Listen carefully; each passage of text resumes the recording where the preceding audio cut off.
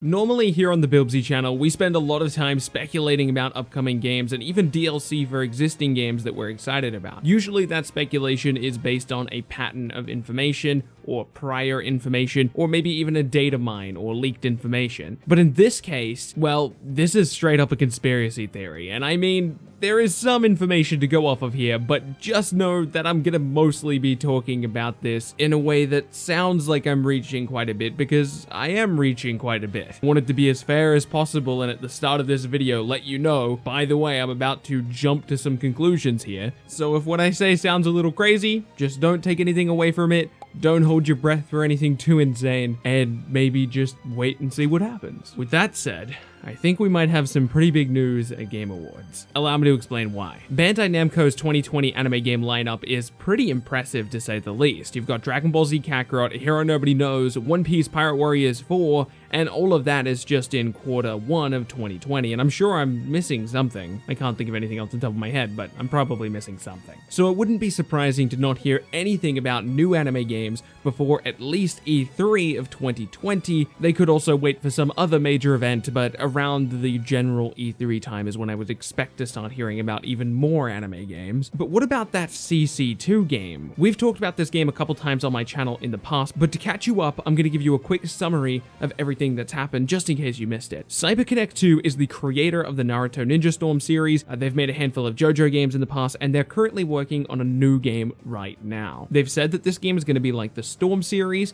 but it's going to be based on something other than Naruto. Personally, I think it could be based on pretty much anything, but if I had to put money on anything, I would say that it would be JoJo's Bizarre Adventure, but again, I'm not going to be shocked if it's not JoJo's. But what the game itself is going to be isn't specifically what this video is about, so we're going to move on from that part. But we do know for sure that there is a brand new CC2 game on the way, and that it is in the same genre of the Storm series. I simply bring this up because of the president of CC2's representation of that game. He seems to characterize it as though we're going to be hearing about it very soon. I don't have the exact quote in front of me right now, but I think he said something along the lines of, "You'll be hearing about it soon enough anyway," so he doesn't want to spoil anything. The problem with the word soon, it's incredibly vague. Depending on a variety of factors, soon could mean all kinds of things. Soon could be, I'm going to the shop in 15 minutes. Soon could be, I'm moving house in a couple months. Soon could be CC2's announcing a game in 2 years. In conclusion, I hate the word soon. I don't like it when developers say soon. I don't like it when anybody says soon. But if we take the word soon to mean pre-E3 2020, because that is quite a while away, I would say that there are two major events to look at. Jump Festa 2019, which is very soon, though I will say don't get too excited about Jump Festa, because Jump Festa is much more about the anime and manga side of anime rather than the gaming side. Last year, people set themselves up for a massive disappointment